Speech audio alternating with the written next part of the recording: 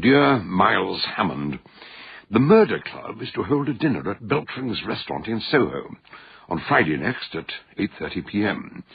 Our speaker will be Chief Superintendent Hadley to tell us the story of an intriguing and unsolved mystery which I think might interest you.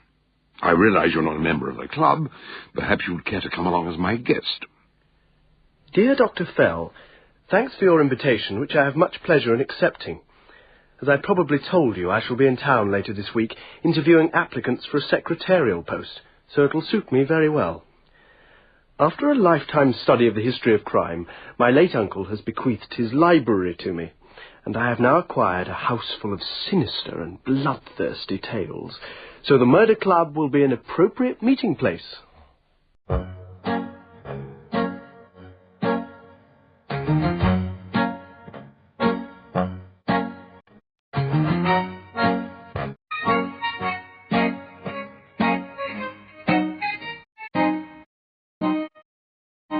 We present Donald Sindon as Dr. Gideon Fell in He Who Whispers by John Dixon Carr.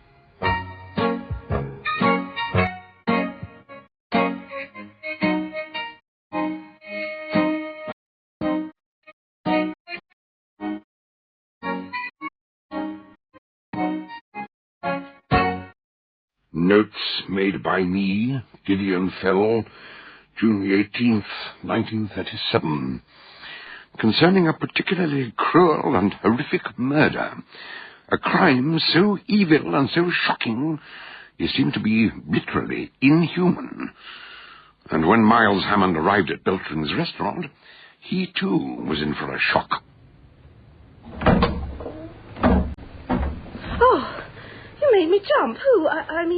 What are you doing here? I'm looking for Beltring's restaurant. Have I come to the wrong place? This looks more like a bar. The restaurant's through there, but it's not open to the public tonight. There's a meeting going on. At least there should be. I know. The Murder Club. That's why I'm here. Oh, really? So am I. Perhaps we should introduce ourselves. I'm Barbara Morell. Who are you? Miles Hammond. How do you do? Hammond? You're not a member of the club, are you? No, I'm a guest of Dr. Gideon Fell. Oh, that's funny. So am I. But the weird part is, not a single member has turned up tonight. The whole club seems to have disappeared. Disappeared? There's no one here except you and me, and a policeman called Hadley. Frederic, the head waiter, is absolutely frantic. And now Oh, Frederic. Oui, mademoiselle. What's happening? Don't tell me the policeman's disappeared as well. The chief superintendent is using the telephone. He is trying to call the president of the club, but I think he is having some difficulty. What are you laughing at? I was just thinking, this would make a real scoop for some lucky reporter. On the night of the Murder Club meeting, all the members are found sitting quietly at home with knives in their backs. That's not funny. You're not a journalist, are you? No, why? I thought not. Then you've been reading too many detective stories. As it happens, I am a journalist. That's all I need. For years, Gideon Fell has been trying to persuade me to come and talk to this club. And for years I've said, no, I don't want to be misreported in the press. And he always tells me there are no journalists here. So tonight I finally turn up to find a journalist and no murder club. Unless perhaps you... Sorry, I'm not a member either. My name's Hammond. Of course, the doctor told me you're Sir Charles Hammond's nephew. You and your sister have inherited a library. That's why I'm in London. I've been interviewing possible secretaries to help me get the library sorted out. And Dr. Fell invited me. Perhaps we ought to give him a ring. Well, I tried that. The president's out of town and the doctor isn't at home either. It seems there'll be no dinner tonight, so we may as well give up and go... Excuse me, Superintendent, but... do we have to? Frederic says all the tables are laid and the chef's waiting in the kitchen. Couldn't you tell us about the unsolved mystery anyway? I've been looking forward to it so much. Couldn't we, please? Well, I don't know. How about it, Frederic? Mademoiselle, Monsieur, dinner is served. According to Hadley, the dinner was excellent. Too good, he said, to be treated as the mere background to a mystery story. Or perhaps he was afraid the details might spoil their appetites. But at last, over coffee, he began the strange tale of the Brooke family. Although they were typically English, they lived in France, not far from Chartres. Mr. Brooke owned a tannery on the outskirts of the city, producing a high-quality leather. As Hadley explained, he met them by chance 6 years ago while he was on holiday.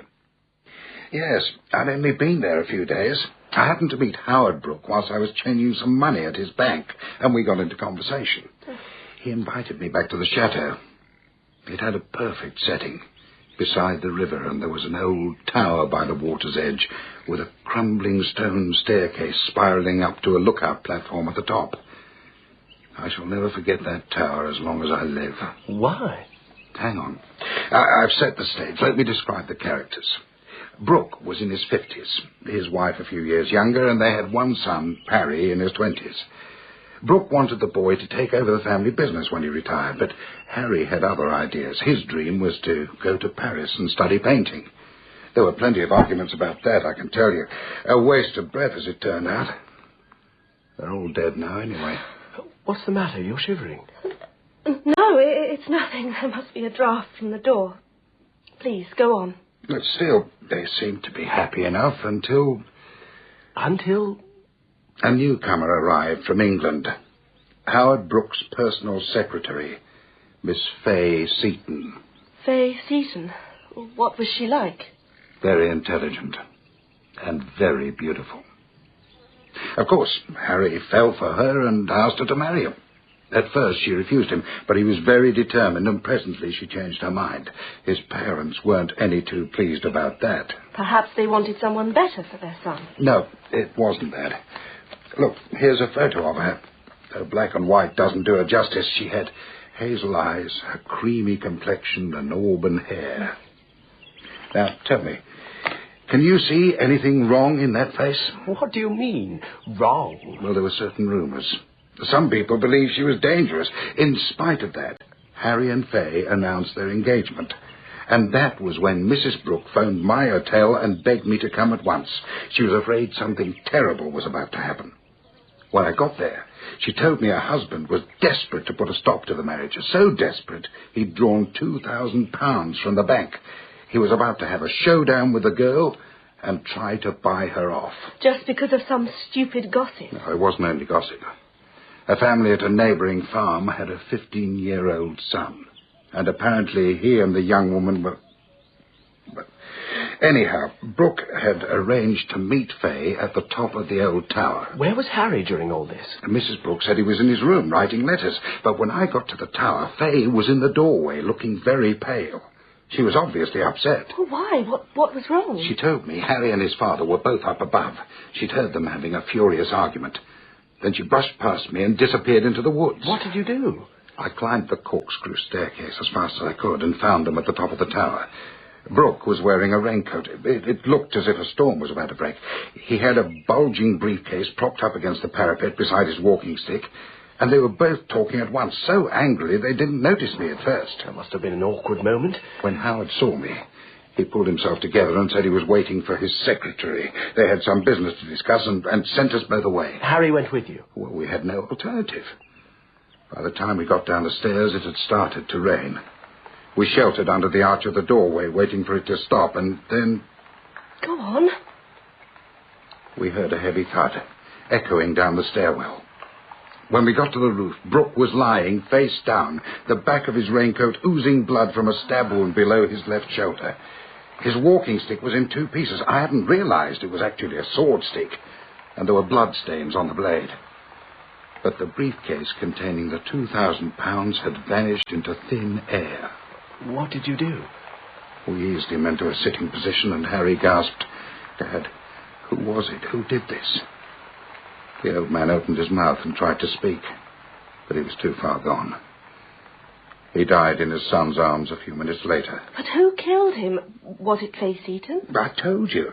I saw her leave the tower 10 minutes earlier. Howard Brooke had been alone up there. Are you trying to tell us the crime was committed by some supernatural creature floating through the air? Look, it's strange you should say that. You're not the first person to suggest it. There are a lot of weird superstitions in that part of France. But what happened next? Did the police arrest Fay Seaton? Pardon, Superintendent. I'm sorry to interrupt, but there is a telephone call for you.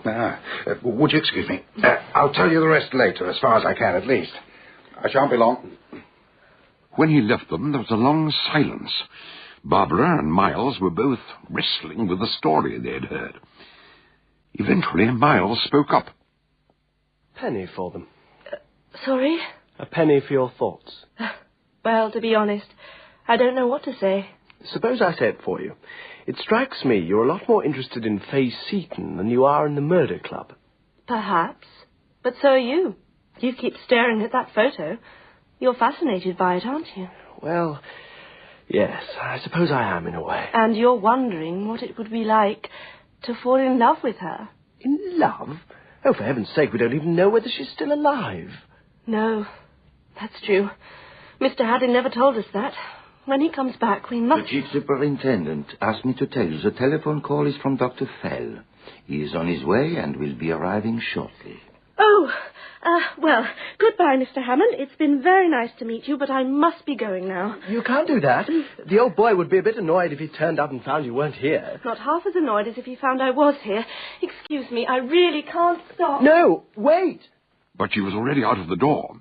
Miles asked the head waiter to make his apologies and dashed after her, down the stairs and out of the building, just in time to see her hailing a cab at the corner of Frith Street. Hang on. Where are you going? Home, of course. Let go of my arm. And where's home? Alves Court. Now, will you please let me go? Couldn't be better. My hotel's in Kensington. I'll drop you off on the way. Whereabouts in Earls Court? Redcliffe Square. But... OK, driver. Redcliffe Square and then the Royal Park Hotel.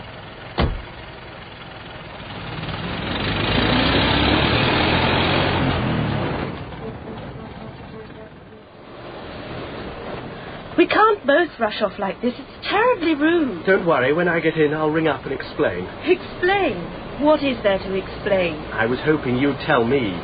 After all, you arranged all this, didn't you? I don't know. What do you mean? Somehow you cancelled that dinner tonight. You put all the guests off except Hadley, because you wanted to hear the story about Fleigh Seton alone, right?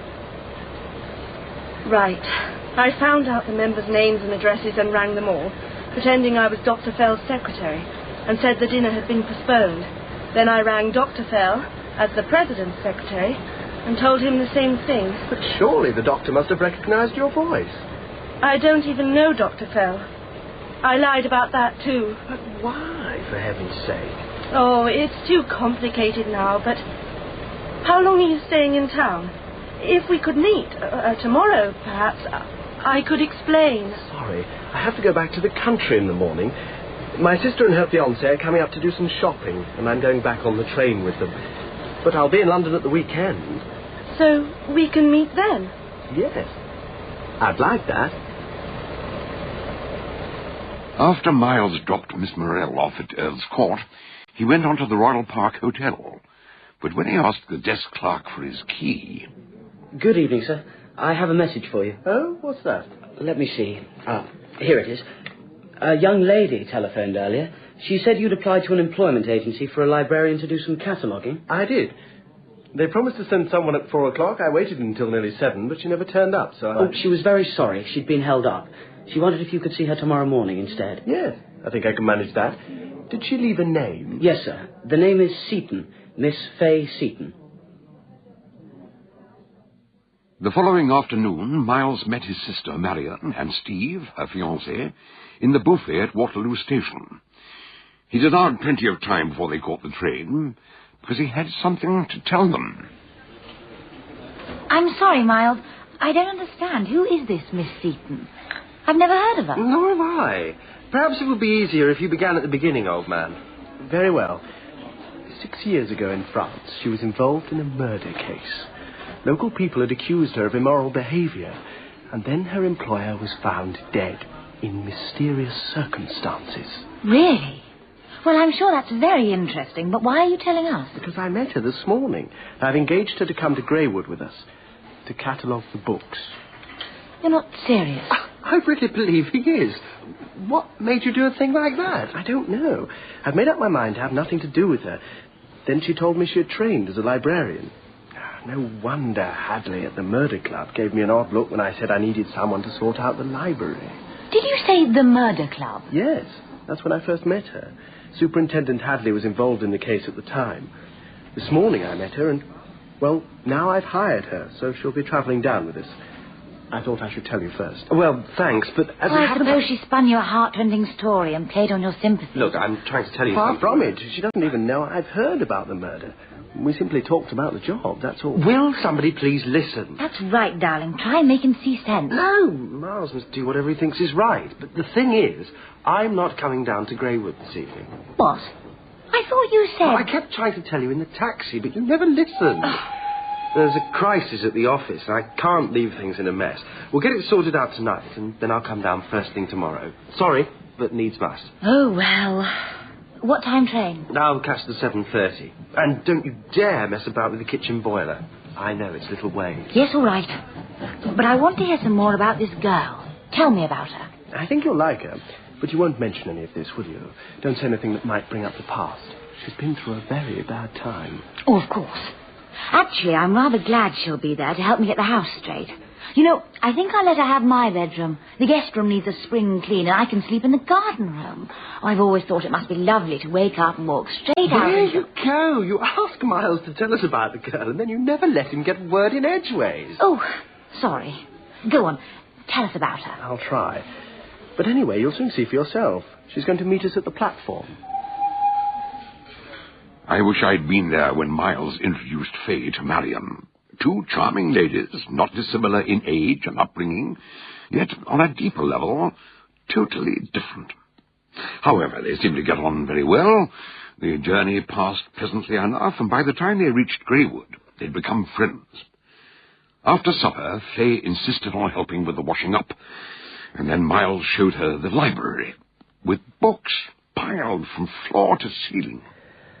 I did warn you, didn't I? It's going to be a very long job. I shall enjoy it. And your sister has been so kind. I feel at home here already. Oh, yes. Marion will make sure you're comfortable. She offered to move out of her bedroom and let me have it. But I said I wouldn't dream of it. I'd sooner be on the ground floor anyway. Oh? Why is that? Oh, no special reason. I just feel more comfortable. And the garden's so lovely, and the air smells so good. Yes, you'll notice the difference, coming from London. You'll sleep like a log tonight. I hope so. Why? Do you find it difficult to sleep? Sometimes. Mind you, it can be awkward. A friend of my uncle coming down by car actually fell asleep at the wheel, ran smack into a tree. Luckily, he wasn't badly hurt, but it could have been very nasty. Yes. That's how Harry Brooke was killed, in a car crash. What? You know all about me, don't you? I suppose Marion told you. I asked her not to. She didn't say it in so many words, but she hinted. I just wanted to tell you how grateful I am for giving me this job. I was nearly sent to the guillotine for Mr. Brooke's murder. But how did you get to hear about it? Someone called Hadley from Scotland Yard told me. Ah, in the end, it was Mr. Hadley who persuaded the French police that there was no evidence against me. I'll always be grateful to him. And now he's helped me again. We kept in touch. And when he heard through Dr. Fell that you were looking for someone to catalogue a library, he suggested I should apply for the job. I see. I never realised. Of course. But I don't want there to be any secrets between us. And I didn't kill Mr. Brooke. I'm sure you didn't. Harry and I were going to be married until someone started spreading nasty rumours about me. I think Mr. Brooke got some anonymous letters. He asked me to meet him privately at the tower. I didn't know he'd been to the bank and drawn out £2,000 to bribe me. Harry didn't know that either. He'd been up in his room, writing a letter. He wrote every week to Jim Morrell, an old friend for me. Morrell? No relation to Barbara Morrell, by any chance? Oh, I've no idea. Harry never mentioned her. Why? It doesn't matter. Sorry I interrupted. Please, go on. Well, I thought Harry was still in his room. But when I reached the tower, I heard him and his father up above quarrelling. That must have been when you met Hadley in the doorway. Yes. I didn't want to get involved in a family row, so I went for a walk through the woods. I didn't find out what had happened until I came back to the house about an hour later, and Harry came out to meet me saying that someone had killed his father. It wasn't me. You do believe that, don't you? Of course. Anyway, eventually the police decided it was suicide. Suicide? Mr. Brooke's fingerprints were the only ones on the sword stick. You know about the sword stick? Yes. The police surgeon said it would have been almost impossible from the position of the wound. But there was no other evidence, so they had to let me go. But what about the briefcase full of money? Hadley said it had disappeared.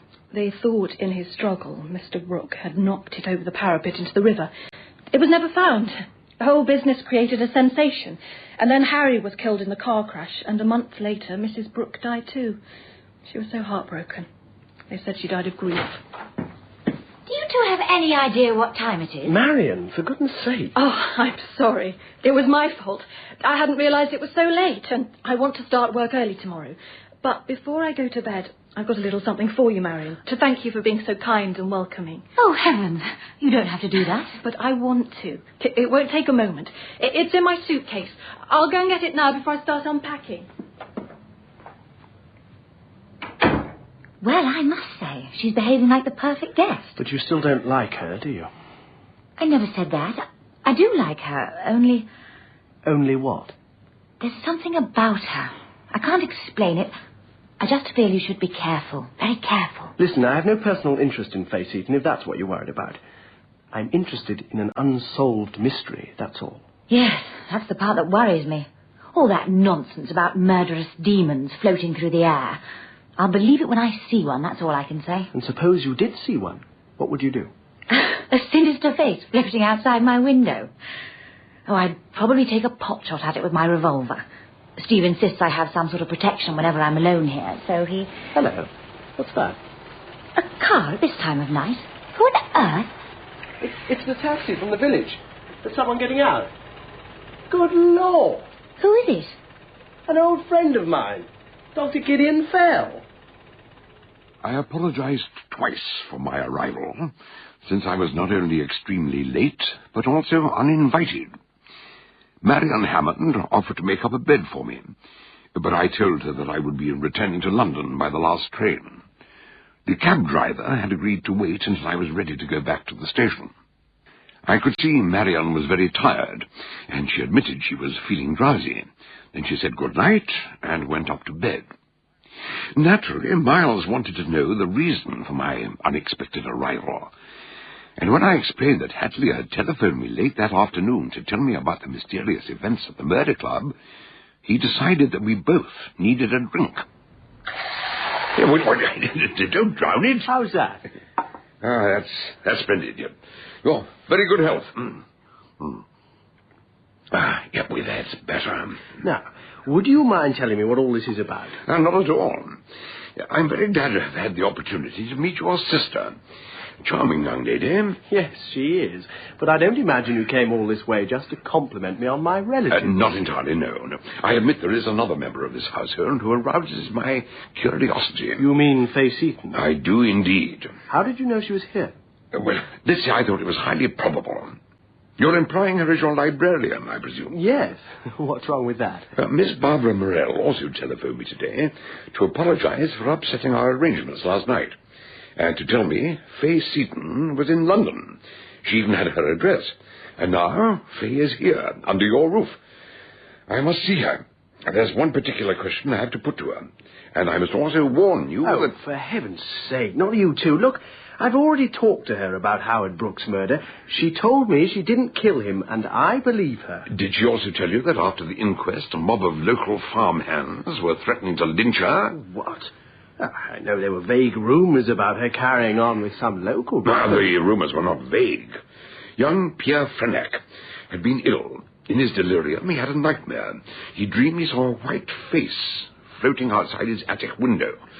But next morning, when his father woke the boy, he saw tooth marks on his throat, where the blood... That's ridiculous. They actually believed that Fleigh was... They believed in vampires. In the undead. Those were the accusations made in the anonymous letters sent to Howard Brooke. That was why he tried to break his son's engagement and buy her off. And that is why he died. Are you telling me you believe that vampires exist? I certainly believe in the existence of evil, which is why I warned you to be on your guard. Evil forces have struck once, they could strike again. So, before I leave tonight... You're not leaving. We'll talk about this in daylight and let a little sanity into it. And tomorrow morning, when Marion hears the rest of the story... You've already told your sister about it. Oh, of course. In fact, I asked her what she would do if she met a supernatural horror floating in midair. And what did she say? She said she'd probably fire a revolver at it. Anyhow, this question you've got to put to Fleigh. If it's really important, I'll go and fetch her. What? Dear God! Marion! When Miles switched on the light, we found Marion Hammond in her bed. In her hand was a small revolver. Her eyes were glassy and unblinking, her face chalk white.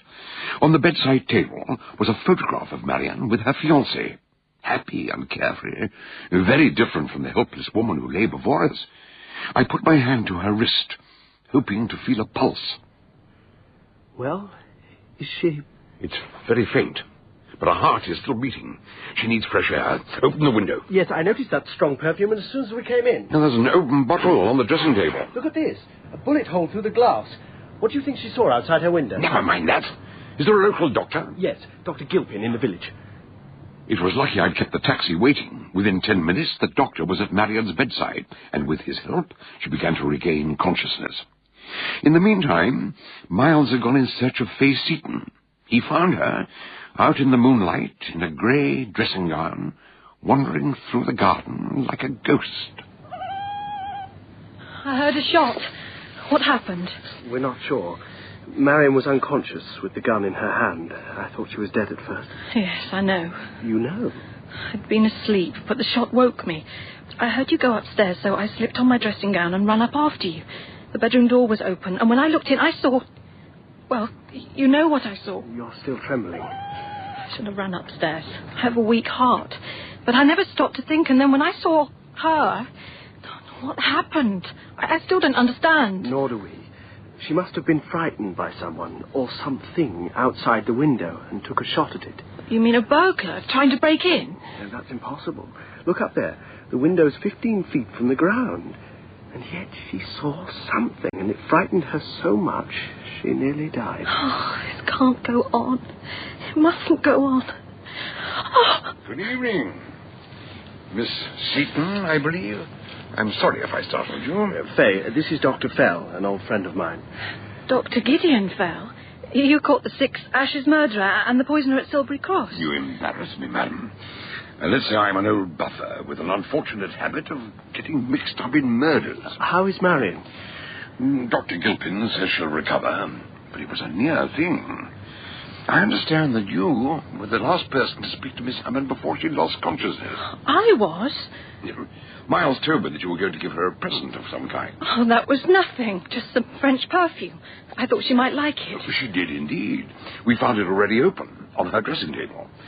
But during your conversation, she didn't appear to be nervous or apprehensive about anything. No, not at all. Hello there. I wonder where you've got to. Dr. Gilpin.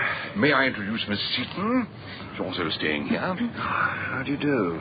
Please, tell me, how is Miss Hammond? Well, I'm glad to say she's out of danger, though she needs a rest for a day or two. I'll look in again tomorrow morning to see how she's getting on. I don't imagine anyone slept very well that night. I know I didn't. But by daylight next morning, everything seemed to be getting back to normal. Until the telephone rang. Hello? May I speak to Miles Hammond? My name is Barbara Morell, and... Barbara, that's amazing. I was going to try and get in touch with you. Were you? Why? It's rather complicated, but listen, if I come up to town today, could I possibly see you? Yes, I suppose so. There's a train at 9:50. It takes about 2 hours. Where would be a good place to meet? I'll be at Waterloo to meet your train. Terrific. I can't go into it all now, but... Well, there was a very nasty business here last night. Hang on, I think there's someone... Dr. Gilpin, is that you? No, it's me. Morning. Steve, come in. I'm on the phone, but I won't be a moment. Sorry, where was I? You said something about last night. Yes. Something happened in my sister's room that seems beyond belief. Look, we'll talk later. All right. I'll see you at midday. Yes, I'll be there. Bye. What was all that about? It's all right. Nothing to worry about now, though Marion was in a pretty bad way, but she's okay. Marion? Why? What's happened? Someone or something got into her room and scared her half to death. But the doctor says she's going to be... Oh, my God. It was that damned librarian, I suppose. What do you mean? When you told us about her, I had a sort of premonition. Some people stir up trouble wherever they go. Where's Marion now? Up in her room, still asleep. Oh, I must see her. Rich. Sorry. It's my fault entirely. Let me introduce you. Steve Curtis, Marion's fiancé, Dr. Fell. Yes, of course. You started all this. You and your damned murder club. Sorry about that. I just told him about Marion. He's very upset, naturally. Yeah, of course. It's my fault. I brought Fay Seaton here. You heard what he said. Some people stir up trouble wherever they go. Yes, I heard. But before you blame yourself, hadn't we better be sure that Miss Seaton is the troublemaker? I don't understand. And last night you asked me if I believed in vampires. Well, I might possibly accept a vampire who materialized in broad daylight and killed with a sword stick, but I could never believe in a vampire who pinched a briefcase with £2,000 in it. Never mind all that. What about last night? Whatever it was that terrified Marion... Yes, that was different. That was the real touch of Satan. But those two events, the murder at the tower and the frightening of your sister, are connected. I don't know how or why. I propose to question Miss Seaton, though I fear it won't do much good. The best thing will be for you to get in touch with Barbara Morell. I am in touch with her. She rang me a few minutes ago, and I've arranged to go up to town and meet her later on. Have you, by Jove? Well, now we're getting somewhere. Did you ask her about Jim Morell? No, but I'm going to see her. Good morning, Mr. Hammond. Dr. Fell. Good morning. Good morning. Before I go up to see the patient, I wonder if I might have a word. Of course. Would you say your sister was a highly strung, nervous type of person? No, not at all. No, I thought not. And she doesn't suffer at all from what you might call hallucinations? Oh, good Lord, no. What gave you that idea? Well, last night she kept muttering about someone who whispered in her ear. It distressed her very much. Oh, whispered? But surely a whisper couldn't... Quite. It struck me as very odd. She kept referring to it again and again. Well, perhaps this morning she'll be able to clarify it a little. Oh, and when I've seen her, I'd like to see the other lady, Miss Seaton. Last night she looked alarmingly pale. Not as much blood colour as she should have. Anyway, we'll talk again later. Whispers? Dr. Fell, do you know the answer to all this? Alas, no. Except, of course, the vampire legend. Vampires again.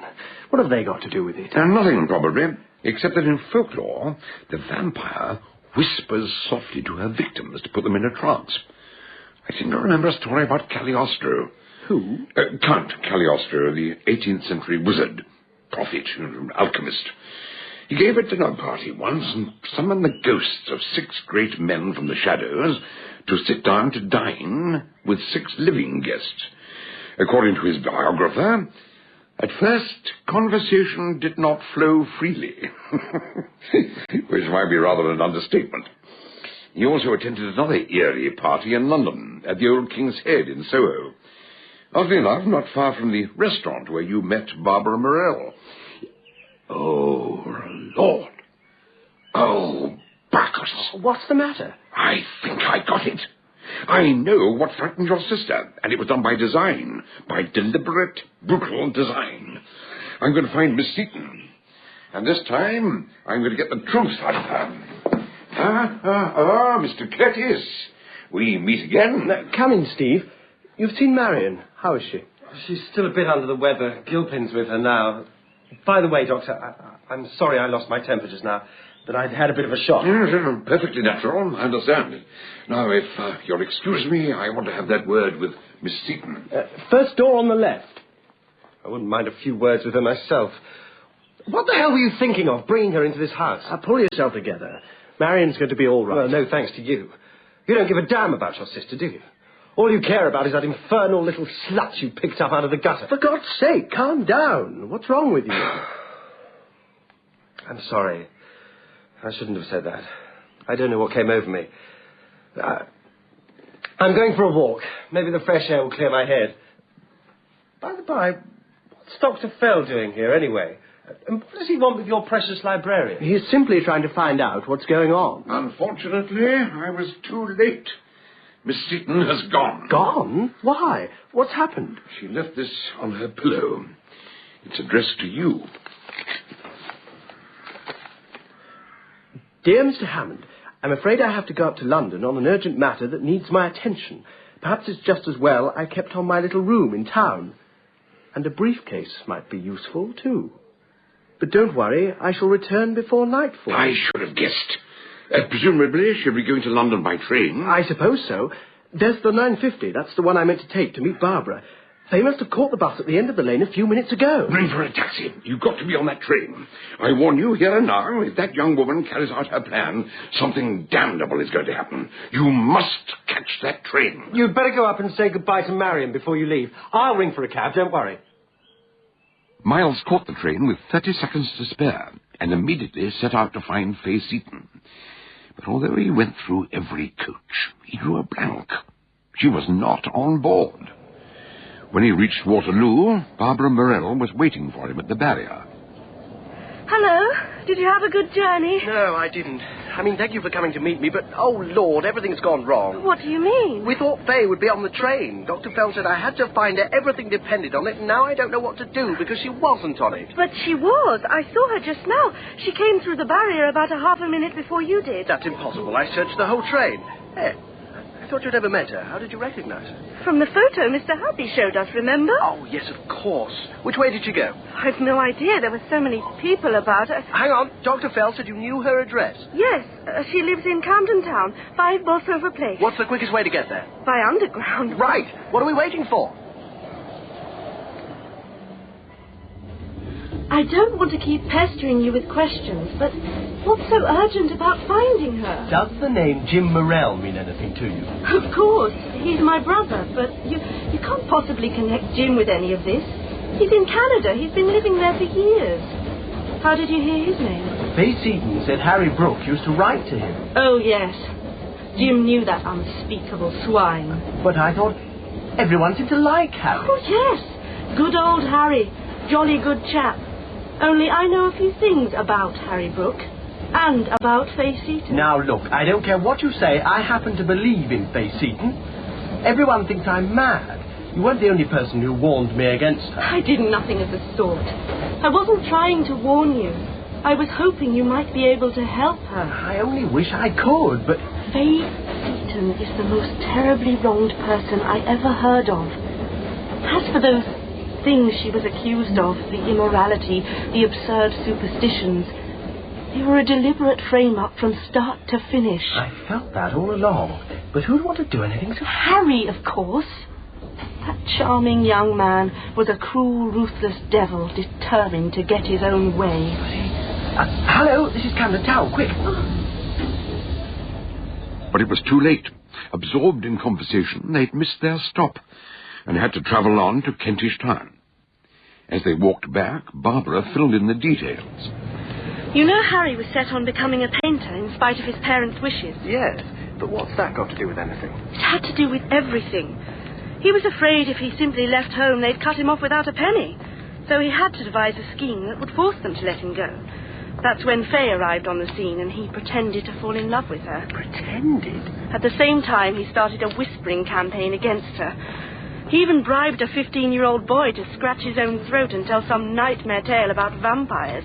And he sent his father anonymous letters, hinting at some terrible secrets in her past, so his parents would beg him to break off the engagement. The plan was he'd finally come to them, shedding crocodile tears, and say, "All right, if I give her up, will you send me to Paris for 2 years so I can try to forget her?"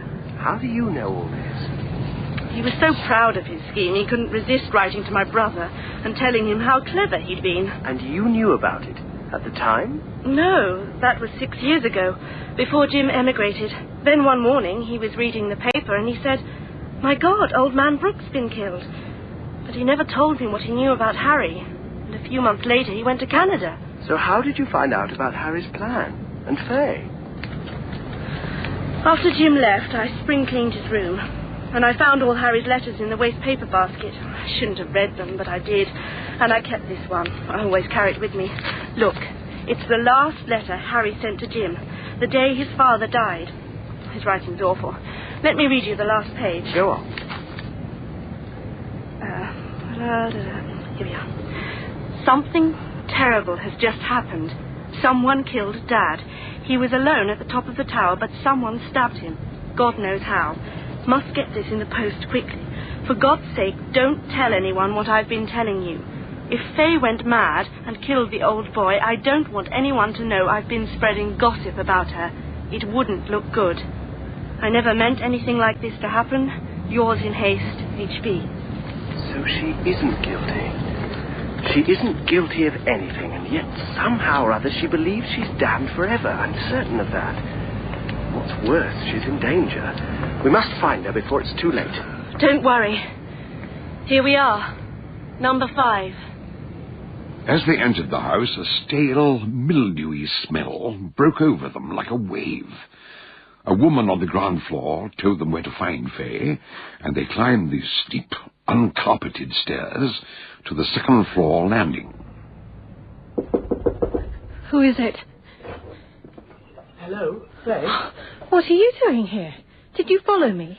I had to. You may be in danger. You startled me. Who's that with you? Hello, Miss Seaton. This is Barbara Morell, Jim Morell's sister. She's very anxious to meet you. In fact, He stopped short as he saw, lying on a side table, an old briefcase, dried and cracked, still bulging, but with the flap open. And beside it was a wad of banknotes, stained with rusty brown patches. Oh, yes. They're bloodstains. Mr. Brooks' blood got on them when he... Fay, for God's sake. I shouldn't be here. I'm not needed. Miles, I'll leave you and Miss Seaton. No, please. Come in, both of you. And close the door. Thank you. And perhaps you'd switch the light on. I'll just draw the curtains. We don't want anyone across the street to spy on us. But the briefcase, the money, I don't understand. You can't be guilty. We have proof of that. The accusations against you are trumped up by Harry Brooke. Oh, yes. I've known that all along. Then why didn't you say so at the time? Oh, because... Oh, what difference does it make now? What difference? But the damned briefcase. Is the rest of the money still there? Of course. I only stole it. I didn't spend any of it. I have no right to ask, but what else is inside it? Who's there? Superintendent Hadley, Metropolitan Police. Mr. Morell, Mr. Hammond, good afternoon. And Miss Seaton. It's been a long time. Yes, it has. What are you doing here? I had a call from Dr. Fell. He told me what happened at Greywood last night and asked me to keep an eye on you. It's all right, Fay. The doctor's concerned for your safety. He's concerned for everyone's safety. He also asked me to put a question to you, Miss Seaton. I understand that last night, after you heard the shot, you went upstairs to Miss Hammond's room. You found Dr. Fell and Mr. Hammond already there. Then you turned and ran away. Apparently you saw something there which upset you very much. Did I? I don't remember. I'm afraid I find that difficult to believe. You saw something that shocked you so much you ran out of the house hardly knowing what you were doing. Why not tell us what you... At that instant, though no one touched the switch by the door, the light went out. With heavy curtains across the windows, they were plunged into darkness. The door opened, and something rushed into the room. What's that? Oh. No, don't! Open the curtain! Fay, are you all right? It's gone. The briefcase. It's gone. I must get it back. Before Miles could stop her, she rushed past him, out of the door and down the stairs. In her headlong flight, she didn't notice the briefcase, which had been tossed aside on the landing. Miles picked it up and called after her over the balusters. It's all right, Fay. The briefcase is here, and the money's still inside it. Nothing else except a few bits of stone. Never mind. Miss Seaton, come back! God, come and give me a hand. At the bottom of the stairs, Fay Seaton lay very still. Her face had a deathly pallor. Is she all right? I don't know yet. I seem to remember she has a weak heart. Yes. Call an ambulance. She shouldn't have tried to run like that. I think it's finished. Several hours later, Miles and Barbara were still waiting for news from the hospital. She may recover, you know. Yes. I just wish I could understand. She knew all along that the slanders, the anonymous letters, were all the work of Harry Brooke. So why didn't she tell anyone? Perhaps she still loved him, in spite of everything. I don't know. Neither do I. Why is Hadley keeping us here? Why can't we go to the hospital? Who is it? Yeah, it's only me. Hello, Miles. And Miss Morell, I believe. Gideon Fell. Dr. Fell? Oh, I'm so sorry about the other night, the restaurant. Don't give it another thought. When Hadley rang and told me what had happened, I caught the next train. I've just come from the hospital. You've seen her? How is she? She's alive. I can't tell you much more than that. How long she lives depends upon her will to live. But I have to tell you, Faye Seaton is a doomed woman. I know she's innocent. This is the letter Harry Brooke wrote to Jim Morell on the day his father was killed. Thank you. You'll see, he admits he manufactured all the malicious stories about Faye. The whole thing was a pack of lies. And yet a crime was committed. 2 crimes have been committed, and they were both the work of the same person. The first was unpremeditated and slapdash. The second was planned and wickedly evil. Do you mean you know who killed Howard Brooke? Oh, yes. When he'd returned from the bank with the money intended for Faye, he went up to his son's room. Harry wasn't there, but he found an unfinished letter on the desk. This letter, containing a resume of Harry's scheme. You can imagine how he must have felt. Then he went to the tower to keep his appointment with Faye. I believe he wanted to apologize to her, but he never had the chance. Go on.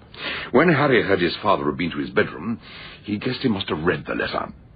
He pulled on his coat, now don't forget there was a storm threatening, and hurried to the tower. When Faye arrived, the 2 men were quarreling. She heard how Harry had used her to carry out his plan, and went away completely shattered. Then Harry lost his temper, snatched up the sword stick, stabbed his father, and then they heard Hadley entering the tower. Mr. Brooke's immediate instinct was to cover up for his son. He tore off his raincoat, which was ripped and stained with blood, and told Harry to give him his coat. Then bundled up his own coat and stuffed it into the briefcase. So that's what made it look so bulky. I never understood how a few packets of notes filled out like that. Quite so. By the time Hadley reached the top of the tower, Mr. Brooke thought he had prevented a family scandal. He told Hadley to take his son away, but when they left, he realized that he might be dying. There was only one thing to be done. As his strength ebbed away, he exchanged the 2 coats once more, and stuffed Harry's coat, which must have had bloodstains on the lining, into the briefcase, weighed it down with a few lumps of stone, and dropped it over the parapet, and then collapsed. The 2 men down below heard him fall and hurried upstairs, and he died in his son's arms, assuring him that everything would be all right. God rest his soul. But where was Faye during all this? As she was going past the tower, she saw the briefcase fall into the reeds beside the river, and she picked it up. When she found what was in it, the money and the stones, the blood-soaked raincoat, she understood. I suppose she kept it in case Harry tried to pin the murder on her. His raincoat would have proved he was guilty. And he got away with murder. His father covered up for him, and so did Faye. By God, I wish I'd met Harry Brooke. I'd like to tell him what I thought of him. Well, that's not impossible. Would you like to meet him now? What? Are you there, Hadley? Would you bring the prisoner in, please? In you go, sir. This is ridiculous. I tell you, it's all a mistake. Oh, what the devil? Steve! What's going on? Doctor, what are you playing at? We need to make a formal identification. Because, you see, the man who calls himself Stephen Curtis is, in fact, Harry Brooke.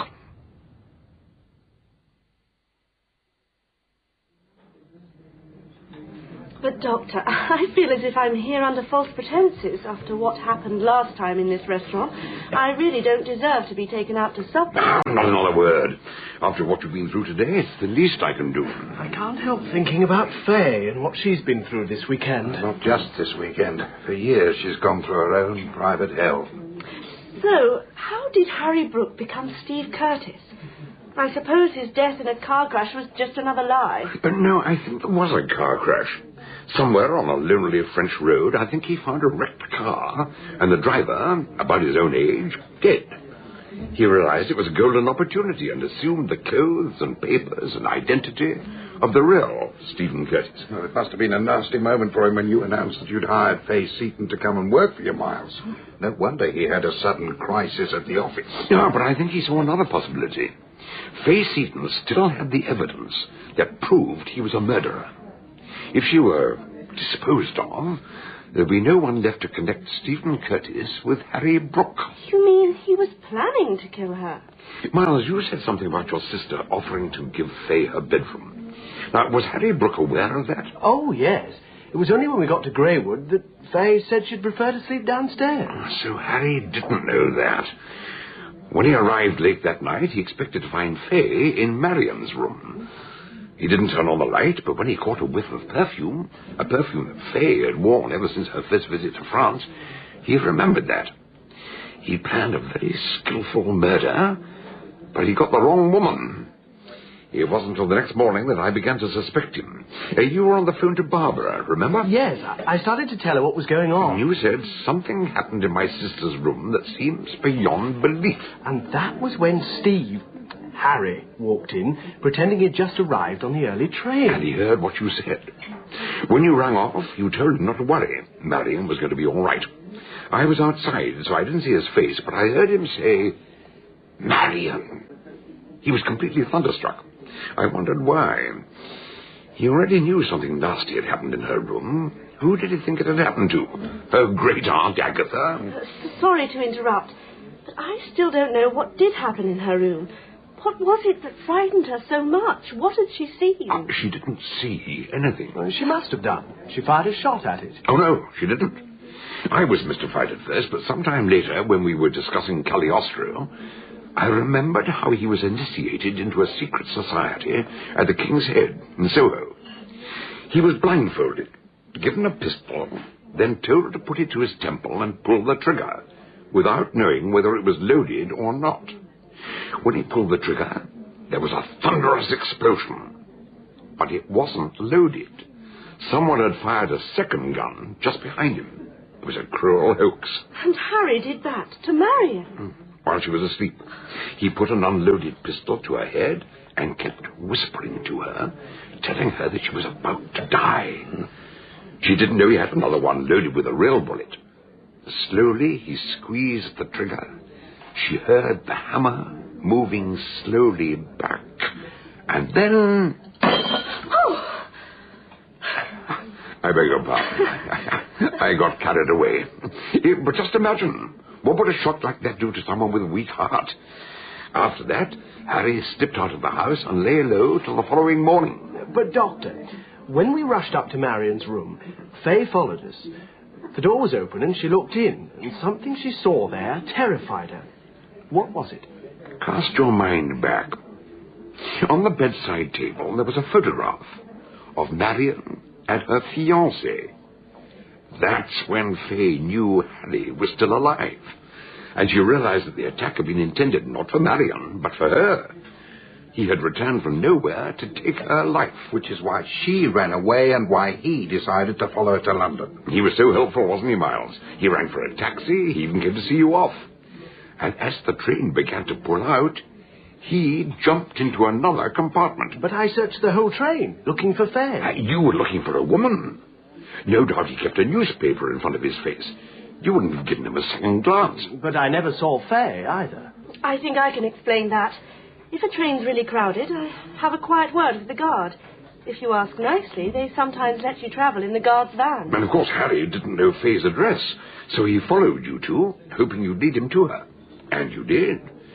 She warned him in the note she left that she still had the incriminating briefcase in her possession, and he had to get it back. He pulled the switch in the fuse box on the landing, and he nearly got away with it.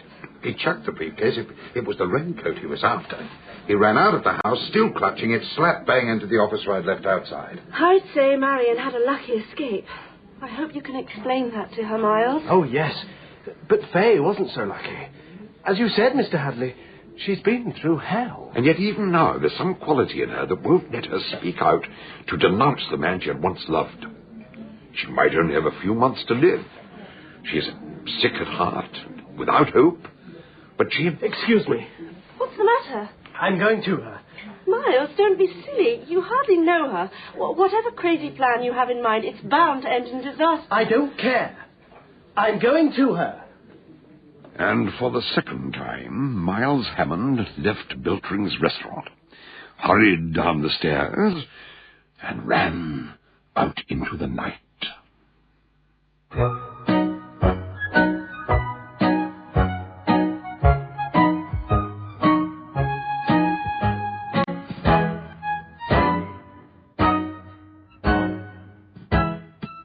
In He Who Whispers by John Dickson Carr, Dr. Gideon Fell was played by Donald Sinden. Chief Superintendent Hadley, John Hartley.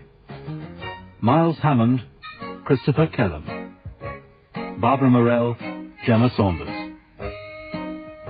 Faye Seaton, Sarah Rice. Marion Hammond, Beth Chalmers. Steve Curtis, David Thorpe. Dr. Gilpin, Paul Gregory. Frederick, the head waiter, Gavin Muir. The hotel desk clerk, Tom George.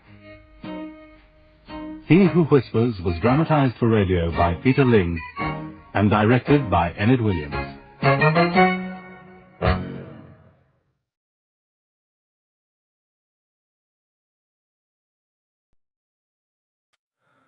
This world is endless, so wide, so far, but somehow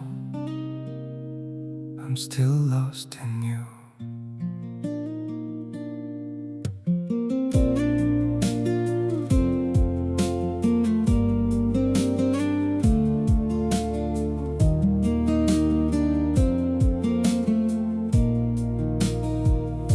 The streets are full of moving shadows, countless places I could go. City shining, people passing, yet I still feel so alone. Every road keeps leading nowhere, every sky feels cold and blue. In this world so vast and open, I'm still lost in missing you. The world is wide, so wide before me, but I keep losing my way. Somewhere in the endless distance, your memory makes me stay. The world moves on without us, but my heart remains untrue. For no matter where these feet may wander, I'm still lost in missing you. I have tried to outrun silence, tried to leave your ghost behind, but your name still echoes softly through the corners of my mind. The world is wide, so wide before me,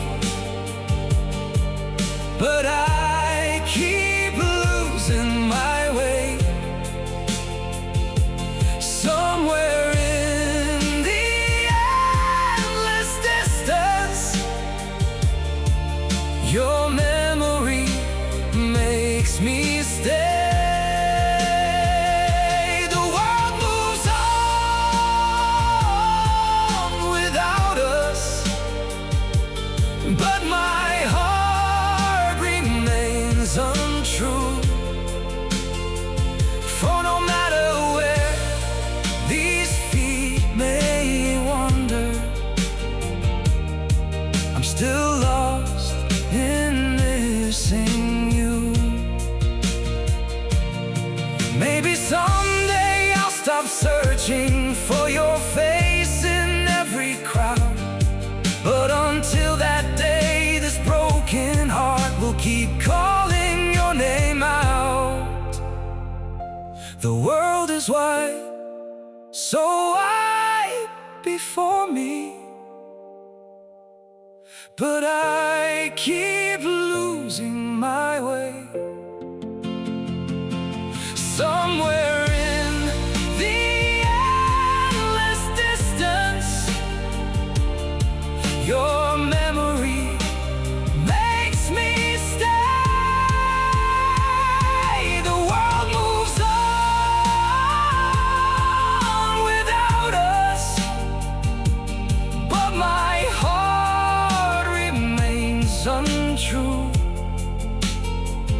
For no matter where these feet may wander, I'm still lost in missing